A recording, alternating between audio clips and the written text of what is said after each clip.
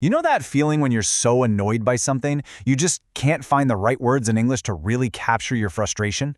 Well, today, we're going to unlock a powerful, maybe even a little sneaky piece of English grammar. It's like a secret weapon for complaining perfectly. So let's dive in. First things first, I want you to think of something that just drives you absolutely crazy. You know, a habit a friend has, a quirk from a family member, maybe even something you do yourself. Go on, get it in your head. Got it? Good. Hold on to that thought because by the end of this, you'll know exactly how to talk about it. So let's talk about that annoying thing. Every language has its own ways to show you're frustrated, right? Well, English has this one really neat, really specific tool for those repetitive little habits that just make you want to scream. I mean, we've all been there. You're waiting for that friend who is, yet again, late. Or maybe you're tripping over your roommate's clothes for what feels like the 100th time. These are those moments where just normal, everyday grammar doesn't quite get the feeling across. So, what is the solution? What's the trick? Well, I like to call it the complaining tense. It's just a tiny little tweak to a grammar structure you already know, but wow, it completely changes the meaning and adds this whole new layer of emotional punch.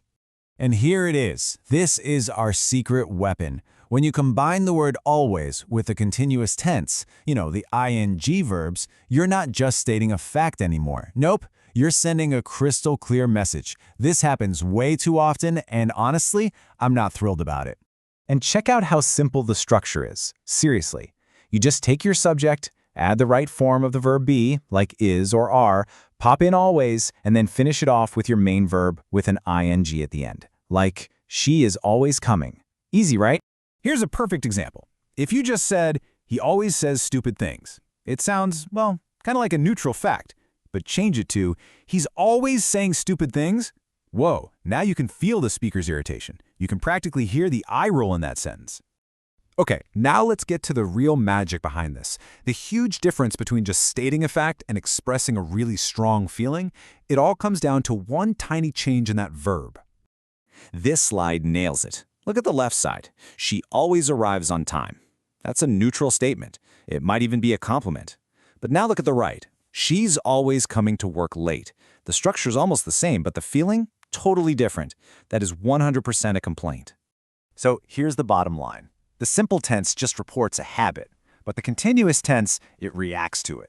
It's like the difference between a news reporter and a sports commentator. One just gives you the facts, the other gives you all the feeling behind it. But wait, here's a really cool twist. This powerful little tool isn't just for being negative. You can actually use it to express really strong positive feelings too, like when you're surprised or impressed that something happens way more than you'd expect. Take a look at this. If you say, she's always helping other people, that's not a complaint at all. It's actually really high praise. You're saying she helps so much, it's almost unbelievable, but in the best way possible. The emotional weight is totally positive here. And then there's this one. Here, the feeling is more like surprise or a strange coincidence. It's not a planned thing, it's not annoying, it just happens with this weirdly high frequency. It gives you that, wow, what are the odds kind of feeling. And hey, if you want to add a little extra dramatic flair to your complaints, you can swap out always for words like forever or continually.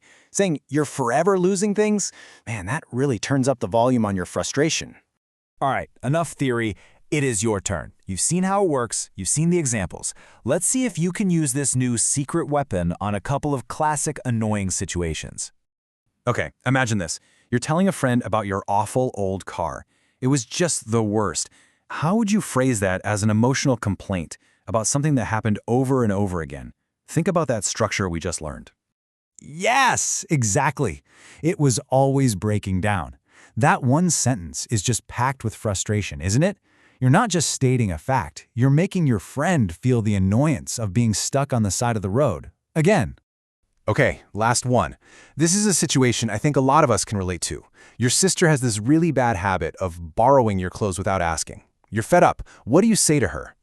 Perfect. She's always borrowing my things. It's direct, it's emotional, and it uses our secret weapon to show exactly how frustrating that habit is. You've totally got this. So, when all is said and done, what's the one single thing you absolutely have to remember from all of this? That's it, right there. Whether the emotion you're feeling is annoyance, or praise, or just plain surprise, combining always with an ing verb is your new go-to for turning a simple fact into a powerful feeling. And that kind of leaves us with one last thought. Grammar isn't just a boring set of rules in a textbook, it's a whole toolkit for communication. And it makes you wonder, what other simple rules are we using every single day that are secretly designed to express not just what we think, but how we feel? Now that is something worth thinking about.